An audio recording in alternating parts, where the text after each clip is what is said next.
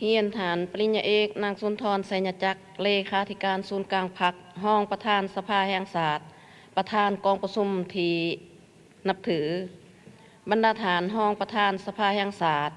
สมาชิกสภาแห่งศาสตร์บรรดาฐานแขกทีนับถือและหักแพงข้าพเจ้าตั้งนาคณะประจำสภาแห่งศาสตร์ขอรายงานเกี่ยวกับการจัดตั้งปฏิบัติแผนการเคลื่อนไหวเวียกงานของคณะประจำสภาแห่งศาสตร์แต่กองประชุมสมัยสามัญเถือที่8หอดกองประชุมสมัยสามัญเถือที่เก่าและทิศทางแผนการหอดกองประชุมสมัยสามัญเถือที่10ของสภาแห่งศาสตร์สุดที่เก่ามีดังนี้1ตีราคาการจัดตั้งปฏิบัติแผนการเคลื่อนไหวเวียกงานแต่กองประชุมสมัยสามัญเถือที่8หาเถือที่เก่าของสภาแห่งศาสตร์สุดที่เก่าก็ด้านดีและผลสำเร็จ1การปฏิบัติบทบาทด้านนิติบัญญัติสำเร็จการเหียบเหียงกฎหมายจำนวน10ฉบับที่ได้รับห้องเอาอยู่ในกองประชุมสมัยสามัญเถือที่8ของสภาแห่งศาสตร์สุดที่เก่าและได้ประกาศใส่จำนวน8ฉบับเอกสารสอนถ่าย2สำเร็จการเหียบเหียงรัฐธรรมนูญฉบับปรับปรุงปี2025และกฎหมายว่าด้วยพนักงานราชการกฎหมายว่าด้วยการปกครองท้องถิ่นและได้นำเสนอประธานประเทศประกาศใส่อย่างเป็นทางการ3สำเร็จการเหียบเหียงเนื้อในกฎหมายคงเขตสภาแห่งศาสตร์จำนวน3ฉบับที่ได้รับห้องเอาอยู่ในกองประชุมสมัยสามัญเถือที่7ของสภาแห่งศาสตร์สุดที่เก่า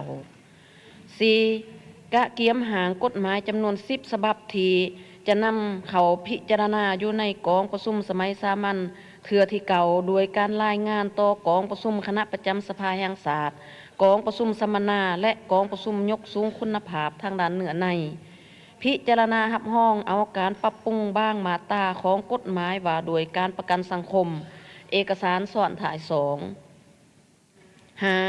โฆษณาเผยแพร่รัฐธรรมนูญกฎหมายนิติกรรมไต่กฎหมายได้จำนวน5ขังซึ่งมีผู้เข้าห่วม466คนยิ่ง120คนประสานสมทบกับรัฐบาลในการสรุปผลการตีราคาการโฆษณาเผยแพร่กฎหมายเพื่อรายงานต่อกองประชุมสมัยสามัญเถือที่เก่าของสภาแห่งศาสตร์สุดที่เก่าเอกสารส่วนถ่าย6สำเร็จการประเมินผลการจัดตั้งปฏิบัติกฎหมายคงเขตวัฒนธรรมสังคมจำนวน4ฉบับ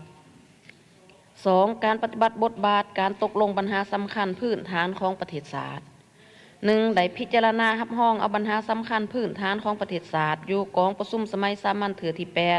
และสมัยวิสามัญเถือที่2จำนวน18หัวข้อได้ออกมติของสภาแห่งศาสตร์ได้ทั้งหมด27ฉบับอันผลเด่นแม้นได้จัดกองประชุมสมัยวิสามัญเพื่อรับห้องเอารัฐธรรมนูญฉบับปรับปรุงปี2025กฎหมายจำนวน2ฉบับการปรับปรุงกงจักรของกระทรวงองค์การเวียกงานอื่นๆจำนวน1ดำเนินกองประชุมสมัยสามัญเถือที่เก่าเพื่อพิจารณารับห้องเอาปัญหาสำคัญพื้นฐานของประเทศศาสตร์ตามกฎหมายกำหนดซึ่งได้ออกเป็นมติของสภาแห่งศาสตร์จำนวน15ฉบับเอกสารสอนถ่าย2คณะประจำสภาแห่งศาสตร์ได้ดำเนินกองประชุมสมัยสามัญและสมัยวิสามัญของตนทั้งหมด10ขังซึ่งได้ค้นคว้าพิจารณาตกลงเหนือในสำคัญต่างๆได้ออกเป็นมติของคณะประจำสภาแห่งศาสตร์จำนวน90ฉบับเอกสารสอนถ่าย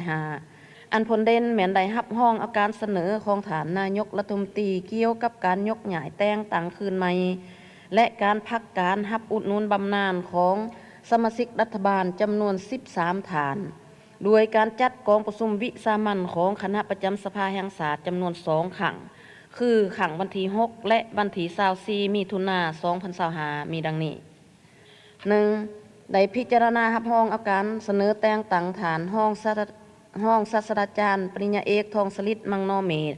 เลขาธิการศูนย์กลางพรรคเป็นรัฐมนตรีกระทรวงศึกษาธิการและกีฬา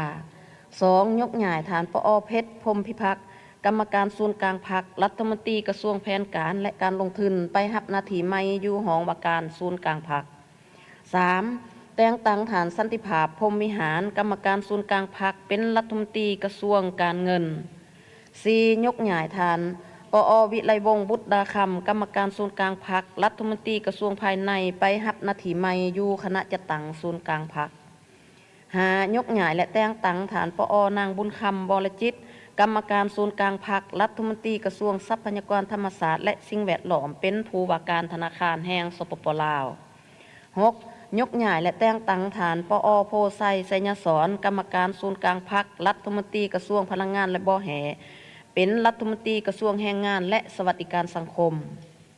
7. ยกย้ายและแต่งตั้งฐานนางใบคำคัตติยะกรรมการศูนย์กลางพรรครัฐมนตรีกระทรวงแรงงานและสวัสดิการสังคม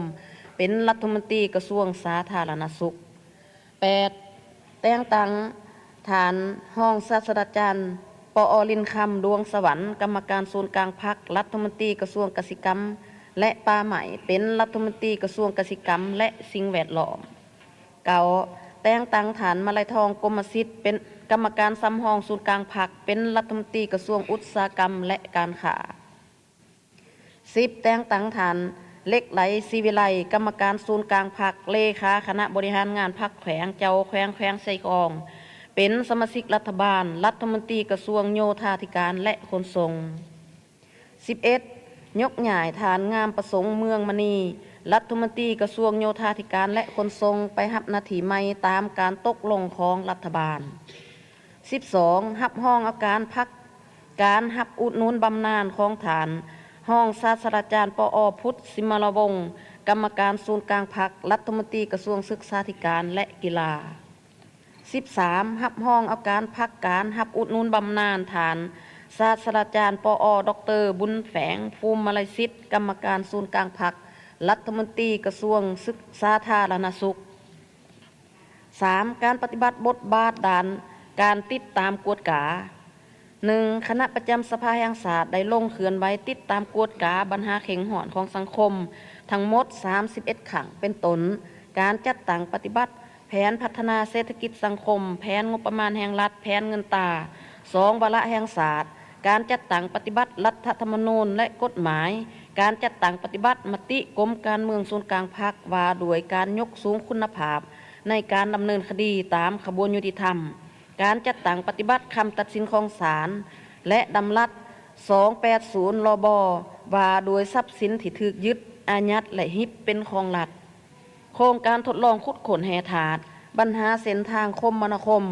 เวียกงานพัฒนาชนบทแก้ไขความทุกข์ยากเวียกงานสามสางและอื่นๆ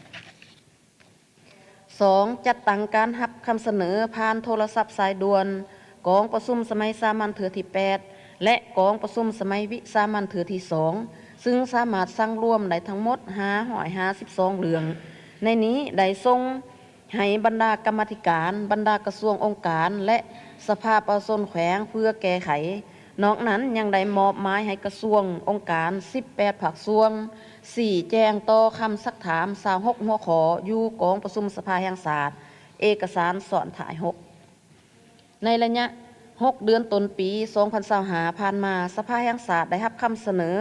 คำห้องขอความเป็นธรรมของประชาชนจำนวน142 เรื่องคำห้องที่ค้างมาแต่ปี 2024 มีจำนวน589 เรื่องรวมทั้งหมดเป็น731 เรื่องมาฮอดปัจจุบันคณะประจำสภาแห่งชาติได้พิจารณาจำนวน76 เรื่องจัดกองประชุมร่วมกับภาคส่วนที่เกี่ยวของจำนวน6 ครั้งเพื่อปรึกษาลือคำห้องขอความเป็นธรรมจำนวน23 เรื่องตอนรับและให้คำปรึกษาแก่ประชาชนในจำนวน254 เถื่อครั้ง 4. การสร้างความเข้มแข็งให้แก่สภาแห่งชาติ 1. ได้กะเกียมให้แก่การเลือกตั้งสมาชิกสภาแห่งชาติสุดที่ 10สมาชิกสภาประชาชนแขวงสุดที่ 3เป็นต้นสร้างปุ่มคู่มือการเลือกตั้งสร้างแผนการเคลื่อนไหวหางมติของกรมการเมืองศูนย์กลางพรรคว่าโดยการเพิ่มทวีการนำพาสีนำขององค์คณะพรรคแต่ละขันต่อเวียกงานเลือกตั้งและค้นขวาแผนกำหนดผู้สมัครรับเลือกตั้งเพื่อนำเสนอต่อขันถึง 2. นำพาสีนำการยกสูงขีดความสามารถให้แก่สมาชิกสภาแห่งชาติสมาชิกสภาประชาชนแขวงพนักงานรัฐกรในจำนวน40 ครั้งเอกสารสอนถ่าย 7ยกระดับทฤษฎีด้านวิชาเฉพาะและภาษาต่างประเทศอยู่ภายในและต่างประเทศมีจำนวน54 ฐานยิ่ง18 ฐาน 3. แต่งตั้งยกย้ายซับซ้อนบุคลากรภายในสภาแห่งชาติได้ จำนวนทั้งหมด25 คนยิ่ง11 คน 4. นำภาษีนำการค้นขวาสร้างและปรับปรุงนิติกรรมไต่กฎหมายใดจำนวนทั้งหมด4 ฉบับเอกสารสอนถ่าย 8. 5. คณะประจำสภาแห่งชาติได้แต่งตั้งคณะอภิสอบสมทบกับสภาแห่งชาติเวียดนามได้ค้นขวาและเขียนปึมประวัติศาสตร์50 ปีแห่งการพัวพันระหว่างสภาแห่งชาติลาวและสภาแห่งชาติเวียดนามเอาใจใส่นำพาการค้นขวาสังรวมบรรดาปึมนิพนธ์บทคำเห็นต่างๆของประธานไกรสอนพรหมวิหารที่เป็นแนวทางเป็นบอนอิงในการแก้ไขการคุ้มครองรัฐคุ้มครองเศรษฐกิจสังคมการบริหารรัฐและอื่นๆเพื่อเผยแพร่ทาง Facebook หนังสือพิมพ์ผู้แทนประชาชนของสภาแห่งชาติเป็นรายอาทิตย์เพื่อให้สังคมรับหูเสื่อมซึมและนำไปนำใส่หาการเคลื่อนไหวของคณะสมาชิกสภาแห่งชาติประจำเขตเลือกตั้ง 1. กะเกียมและดำเนินกองประชุมสมัยสามัญเถือที่ 8 ของสภาแห่งชาติของสภาประชาชนแขวงสุดที่ 2และการลงเผยแพร่ผลสำเร็จกองประชุมสมัยสามัญของสภาแห่งชาติสภาประชาชนแขวงลงพบปะผู้มีสิทธิ์เลือกตั้งได้ทั้งหมด890 จุดมีผู้เข้าร่วมทั้งหมด85,767 เถื่อคนยิ่ง35,266 เถื่อคนนอกนั้นยังได้ระดมการช่วยเหลือด่านงบประมาณและวัตถุเครื่องใส่ต่างๆให้แก่ประชาชนรวมเป็นมูลค่าทั้งหมด12,502,000 กีบในนี้เป็นเงินกีบ251 ล้านกีบและเงินดอลลาร์ 1,200 ดอลลาร์เอกสารสอนถ่ายเก่า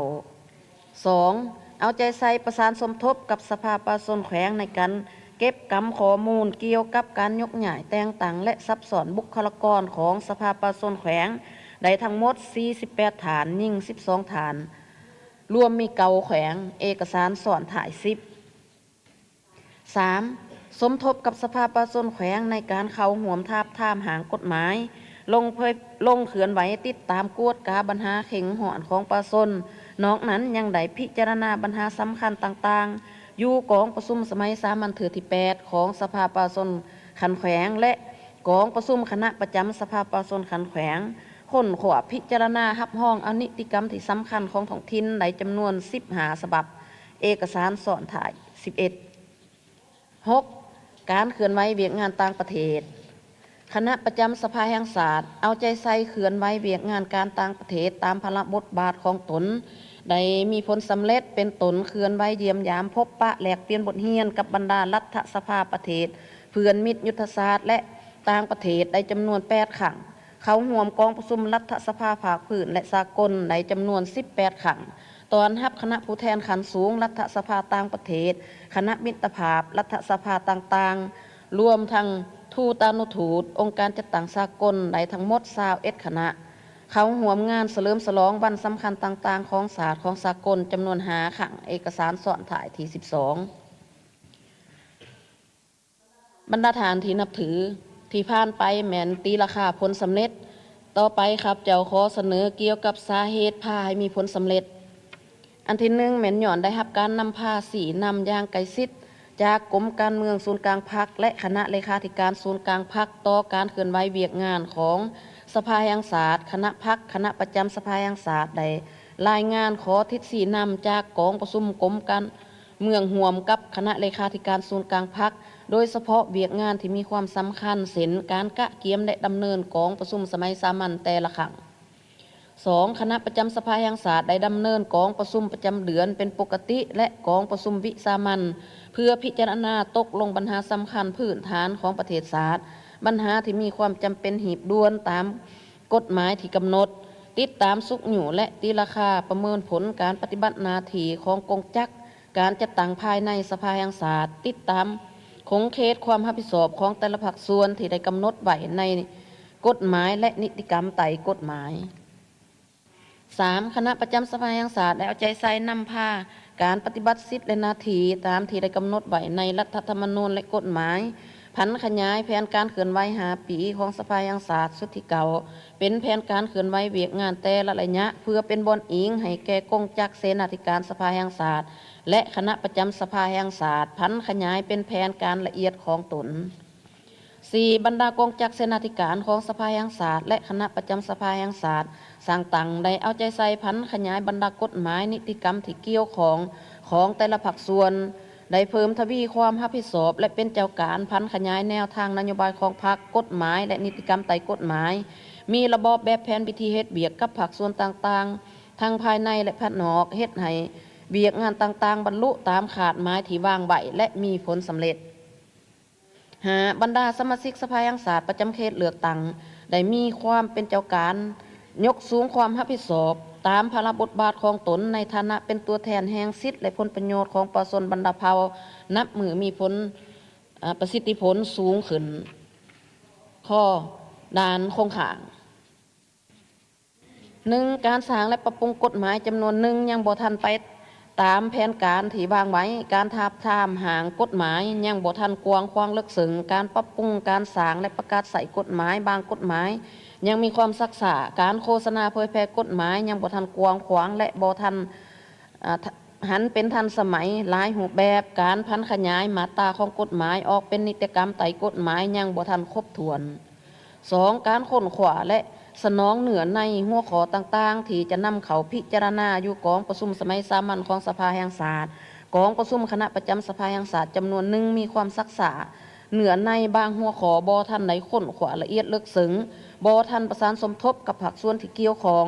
การกำหนดเหนือในกองประชุมจำนวนหลายแต่เวลามีจำกัด 3. การสุกอยู่ติดตามกวดกาการแก้ไขผลการลงติดตามกวดกาบางด่านประสิทธิผลบ่ทันสูงการนำเอาข้อมูลมาสร้างเป็นคำถามยังบ่ทัน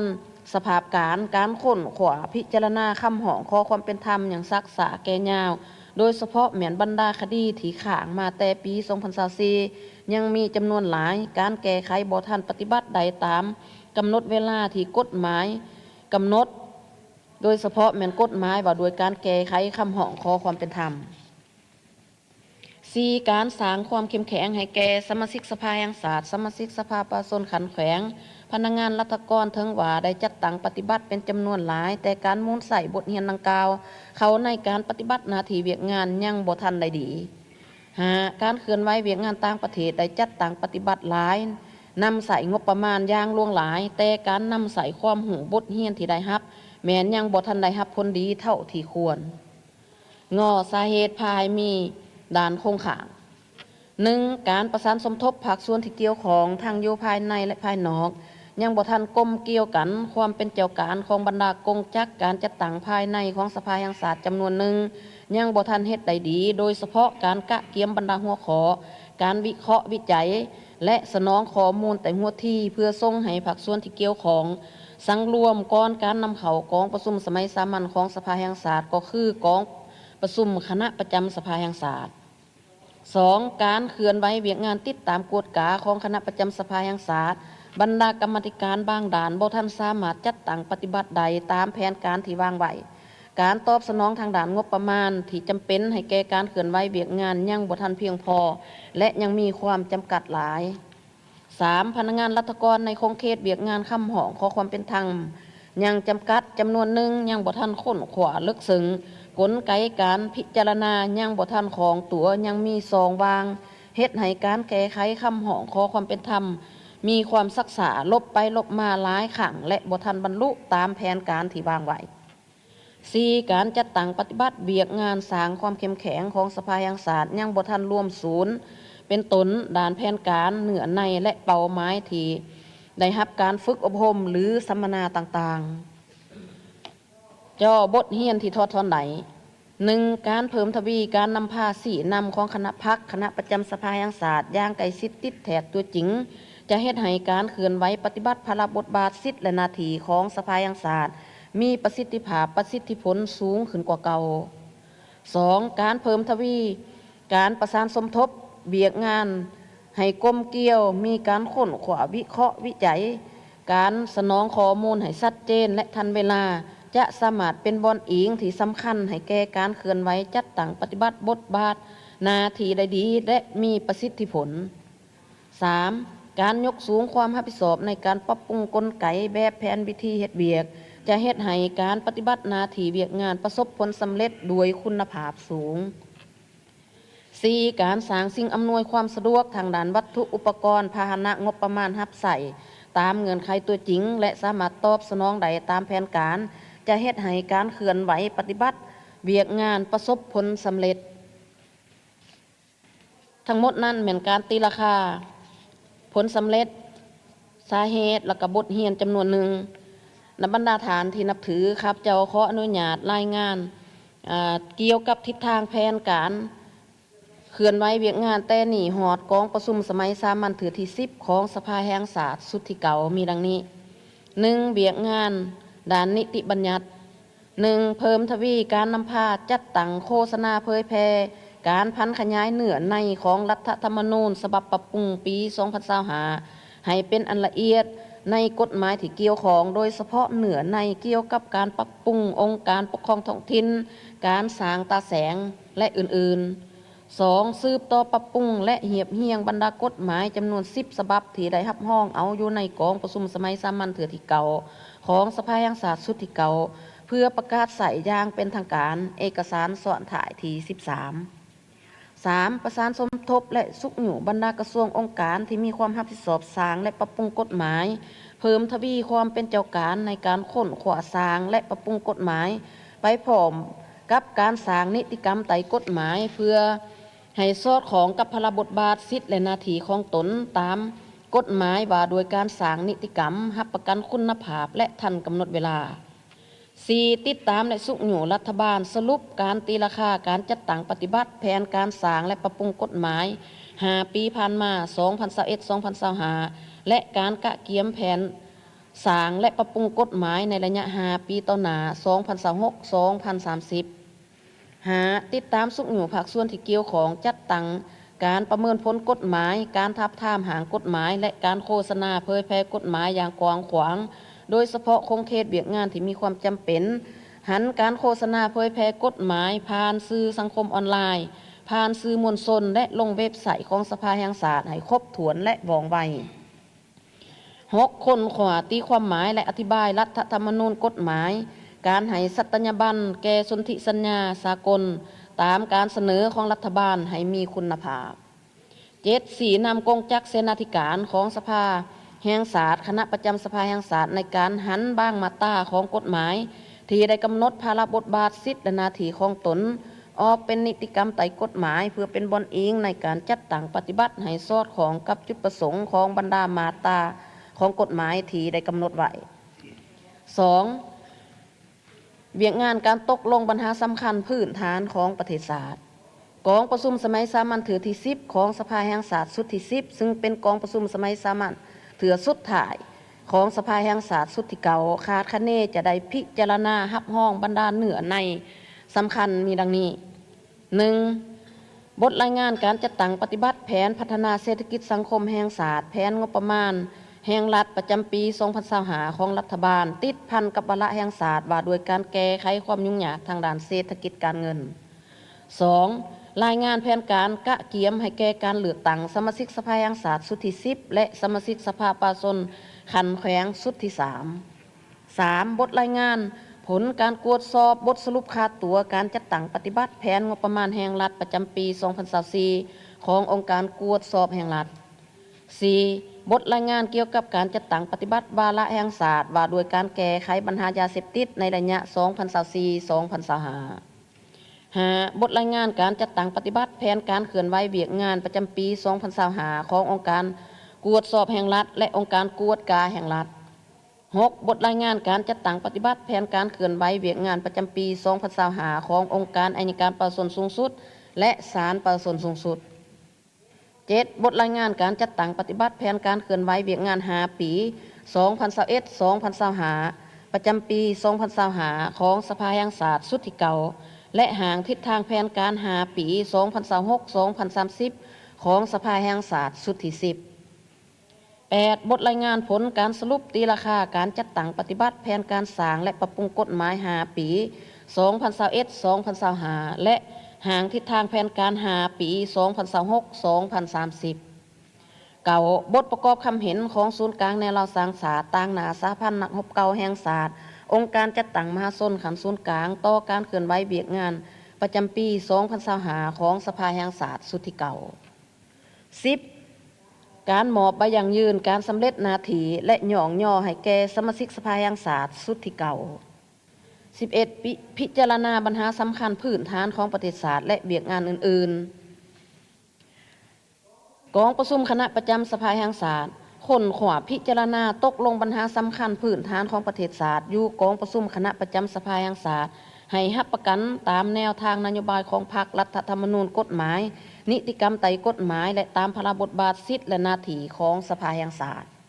3. เวียกงานด้านการติดตามกวดกาค้นขวาหัวขอติดตามกวดกาให้มีจุดสุมสุกอยู่และมอบหมายให้คณะสมาชิกสภาแห่งชาติประจำเขตเลือกตั้งดำเนินการลงติดตามกวดกาตามพระบทบาทของตนแล้วสนองข้อมูลให้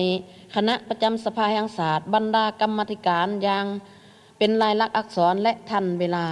2. ติดตามกวดกาผ่านกลไกการดำเนินกองประชุมห่วมระหว่างคณะประจำสภาแห่งชาติกับคณะรัฐบาลศาลประชาชนองค์การอัยการประชาชนองค์การกวดสอบแห่งรัฐองค์การกวดกาแห่งรัฐ 3. พิจารณาคำเสนอคำห้องขอความเป็นธรรมของพลเมืองให้ถูกต้องตามกฎหมายนิติกรรมสอดคล้องกับสภาพความเป็นจริงมีความยุติธรรมและทันเวลา 4. ติดตามกวดกาการจัดตั้งปฏิบัติบรรดาสัญญาขอตกลงเกี่ยวกับเวียกงานต่างประเทศและสนธิสัญญาที่สปป.ลาวเป็นภาคี 5. ติดตามคำเสนอของประชาชนผ่านโทรศัพท์สายด่วนของประชุมสภาแห่งชาติที่ได้สั่งรวมส่งให้บรรดากระทรวงองค์การและภาคส่วนเกี่ยวของพิจารณาแก้ไขแล้วรายงานคณะประจำสภาแห่งชาติ 6. ติดตามกวดกาผลการแก้ไขตามคำเสนอของสังคมโดยผ่านศูนย์กลางแนวราวสังศาสตร์เพื่อรายงานต่อกองประชุมสมัยสามัญเถือที่ 10ของสภาแห่งชาติสุดที่เก่า 4. เวียกงานการสร้างความเข้มแข็งให้แก่สภาแห่งชาติและการเคลื่อนไหวเวียกงานปิ่นออม 1. สืบต่อศีลนำพาการยกสูงขีดความสามารถให้แก่สมาชิกสภาแห่งชาติสมาชิกสภาประชาชนขันแขวงพนักงานรัฐกรในหัวข้อต่างๆติดพันกับการยกระดับทางด้านทฤษฎีวิชาเฉพาะและภาษาต่างประเทศอยู่ภายในและต่างประเทศ 2. ค้นคว้าปรับปรุงกงจักการจัดตั้งและบุคลากรของสภาแห่งชาติและสภาประชาชนขันแขวงติดพันกับการค้นคว้าหย่องย่อผลงานการปฏิบัติหน้าที่ให้แก่บุคคลและกรมกองตลอดอายุการเคลื่อนไหวของสภาแห่งชาติสุดที่เก่า 3. ค้นคว้าสร้างและปรับปรุงนิติกรรมว่าโดยการจัดตั้งและการเคลื่อนไหวเวียกงานของสภาแห่งชาติบรรดากงจักเสนาธิการของสภาแห่งชาติและคณะประจำสภาแห่งชาติและนิติกรรมอื่นที่เกี่ยวของเพื่อรับประกันการจัดตั้งปฏิบัติเวียกงานของสภาแห่งชาติสุดที่ 10ให้มีคุณภาพสูงขึ้นไปเคียงคู่กับการค้นคว้าปรับปรุงกงจักของสภาแห่งชาติสุดที่ 10และกงจักเสนาธิการให้กระทัดสมเหตุสมผลตามทิศปรับปรุงของพรรคและรัฐ 4. จัดพิมพ์ปึ้มประวัติศาสตร์แห่งการพัวพันสภาแห่งชาติลาวเวียดนามครบรอบ50 ปีเนื่องในโอกาสเฉลิมฉลองวันสร้างตั้งสภาแห่งชาติครบรอบ50 ปีและมีกิจกรรมเพื่อเฉลิมฉลองวันครบรอบ50 ปีของสภาแห่งชาติ 5. สืบต่อค้นคว้าสร้างเป็นปึ้มแนวคิดไกรสอนพรหมวิหารต่อคงเขตเวียกงานสภาแห่งชาติสภาประชาชนท้องถิ่นเพื่อจัดตั้งกองประชุมสัมมนาวิทยาศาสตร์ติดพันกับการสร้างขบวนการคำนับรับตอน3วันประวัติศาสตร์ 4. นำการค้นคว้าสร้างรวมบรรดาปึ้มนิพนธ์ต่างๆของประธานไกรสอนพรหมวิหารเพื่อเผยแพร่ทาง Facebook หนังสือพิมพ์ผู้แทนประชาชนของสภาแห่งชาติเป็นรายอาทิตย์ 5. การเคลื่อนไหวเวียกงานของคณะสมาชิกสภาแห่งชาติประจำเขตเลือกตั้ง 1. เข้าร่วมกะเกียมในดำเนินกองประชุมสมัยสามัญเถือที่เก่าและที่ 10ของสภาประชาชนขันแขวงสุดที่ 2และการดำเนินกองประชุมคณะประจำสภาประชาชนขันแขวงเพื่อพิจารณารับรองเอาปัญหาสำคัญของท้องถิ่นเข้าร่วมกองประชุมระหว่างคณะประจำสภาแห่งชาติกับคณะประจำสภาประชาชนขันแขวง 2. เอาใจใส่ประสานสมทบกับสภาประชาชนขันแขวงองค์การปกครองท้องถิ่นและภาคส่วนที่เกี่ยวของกะเกียมเวียกงานหอบด่านให้แก่การเลือกตั้งสมาชิกสภาแห่งชาติสุดที่ 10และสมาชิกสภาประชาชนแขวงสุดที่ 3พร้อมทั้งค้นคว้าปรับปรุงกงจักการจัดตั้งและบุคลากรของสภาประชาชนขันแขวง 3. เขาร่วมค้นคว้าสร้างปรับปรุงเหียบเหียงกฎหมายและนิติกรรมไต่กฎหมายที่สำคัญของท้องถิ่น เอาใจใส่จัดตั้งปฏิบัติการติดตามกวดกาตามภาระบทบาทของตนอยู่ท้องถิ่นและสรุปรายงานผลการเคลื่อนไหวเบียกงานแต่ละระยะเคลื่อนไหวเผยแพร่ผลสำเร็จกองประชุมสมัยสามัญเถือที่เก่าของสภาแห่งศาสตร์และสภาประชาชนขันแขวง 4. สรุปตีราคาการเคลื่อนไหวเบียกงานประจำปีของคณะสมาชิกสภาแห่งศาสตร์ประจำเขตเลือกตั้งติดพันกับการค้นขวาหย่องย่อผลงานการปฏิบัติหน้าที่เบียกงานอยู่เขตเลือกตั้งต่างๆในทั่วประเทศประสานสมทบกับสภาประชาชนขันแขวงสรุปตีราคาการเคลื่อนไหวเบียกงาน5 ปี 2021-2025 ของสภาประชาชนขันแขวงสุดที่ 2 ติดพันกับการค้นขวาหย่องย่อผลงานการปฏิบัติหน้าที่เบียกงาน5 ปี 2021-2025 เอาใจใส่ประสานสมทบระหว่างคณะประจำสภาแห่งศาสตร์และสภาประชาชนขันแขวงในการจัดตั้งปฏิบัติภาระบทบาทสิทธิและหน้าที่ของตนให้มีผลสำเร็จและมีคุณภาพ 6. การเคลื่อนไหวเบียกงานต่างประเทศสืบต่อเอาใจใส่ปฏิบัติเบียกงานต่างประเทศของสภาแห่งศาสตร์ให้บรรลุผลสำเร็จตามขาดหมายที่วางไว้เป็นต้นการเคลื่อนไหวเยี่ยมยามและแลกเปลี่ยนบทเรียนกับบรรดาประเทศเพื่อนมิตรยุทธศาสตร์เข้าห่วมกองประชุมภาคพื้นและสากลเป็นต้นเข้าห่วมกองประชุมสมัชชาในรัฐสภาระหว่างศาสตร์อาเซียนครั้งที่16หรือว่าไอปาที่ประเทศมาเลเซียเข้าห่วมกองประชุมของประธานรัฐสภาโลกและประธานรัฐสภาแม่ยิ่งโลกที่ประเทศสวิตเซอร์แลนด์การปฏิบัติพันธะของสภาแห่งศาสตร์ลาวต่อบรรดาองค์การจัดตั้งรัฐสภาที่สปลาวเป็นภาคีตอนรับคณะผู้แทนรัฐสภาต่างประเทศบรรดาทูตอนุทูตองค์การจัดตั้งสากลแขกต่างประเทศเขาห่วมเฉลิมฉลองวันสำคัญต่างๆของสากลตามความเหมาะสม 7. การกะเกียมเบียกงานการเลือกตั้งสมาชิกสภาแห่งศาสตร์สุดที่10และสมาชิกสภาประชาชนแขวงสุดที่3 1. รายงานแผนการกะเกียมและดำเนินการเลือกตั้งสมาชิกสภาแห่งศาสตร์สุดที่10สมาชิกสภาประชาชนขันแขวงสุดที่3ต่อกรมการเมืองศูนย์กลางพรรคเสนอคันเทิงค้นขวาออกมติว่าโดยการเพิ่มทวีการนำพาสี่นำของคณะพรรคแต่ละขันต่อเบียกงานเลือกตั้ง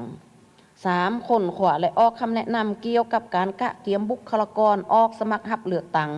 เป็นสมาชิกสภาแห่งศาสตร์สุดที่10และสมาชิกสภาประชาชนแขวงสุดที่3ติดพันกับการปรับปรุงกงจักรของสภาแห่งศาสตร์สภาประชาชนขันแขวงนครหลวงนครและเมือง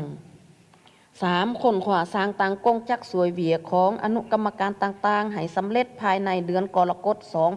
2025 เพื่อจัดตั้งปฏิบัติเบียกงานการเลือกตั้งเนื่องจากว่าการแต่งตั้งคณะกรรมการเลือกตั้งระดับศาสตร์ตามกฎหมายแม้จะได้แต่งตั้งขึ้น90 วันก่อนวันเลือกตั้งสภา 4. ค้นขวาสร้างและปรับปรุง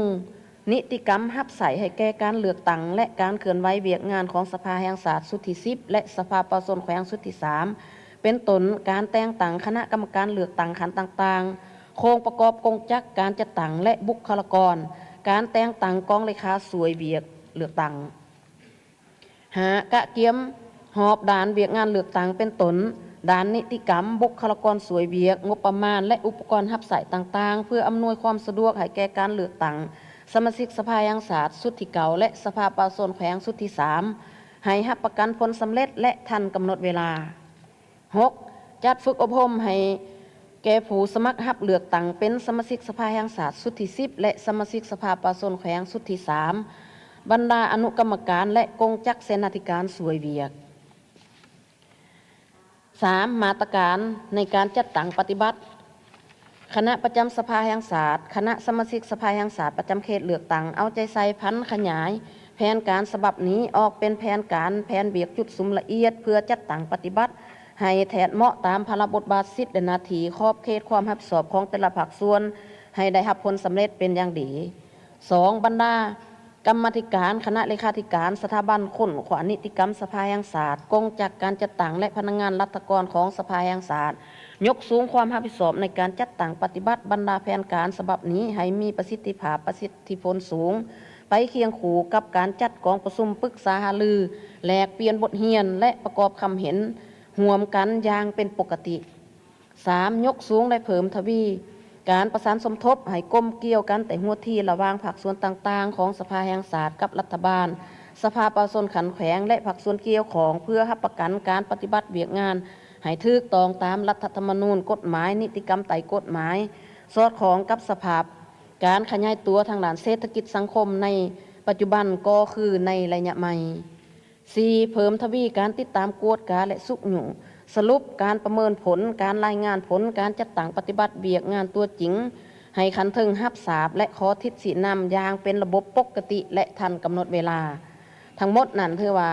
ข้าพเจ้ารายงานเกี่ยวกับเบียกงานของสภาแห่งชาติแต่กองประชุมสมัยสามัญเถือที่8 5เถือที่9และทิศทางแผนการกองประชุมสมัยสามัญหอดเถือที่10ถือว่ามาหอดนี้แม่นใดสำเร็จละเอียดแถบทรายงานถือว่าได้แจกย้ายให้บรรดาฐานแล้วเนาะอันนี้ถือว่าเป็นบทย่อฐานนี้ขอแสดงความขอบใจต่อบรรดาฐานคณะประธานกองประชุมบรรดาฐานแขกผู้มีเกียรติทุกฐานอวยพรให้ทุกฐานมีสุขภาพแข็งแรงมีผลสำเร็จในหน้าที่เวียกงานประสบผลสำเร็จทุกอย่างขอขอบใจ